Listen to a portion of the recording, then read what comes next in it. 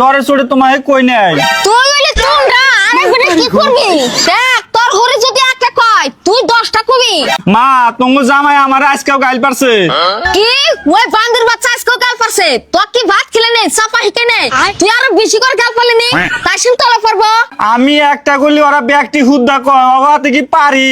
তুই আমার ভিড়ে এই কথা কোয়ালি, তুই তো দিয়ে আমার নাক কাটবি। তোর কড়া ননদ দেওয়ার আছে যে পাস না, আমি কিন্তু 20টা ননদ দেওয়ার নিয়ে খাইছি, কেউ আমার উপর দিয়ে যাওয়া হারে নাই।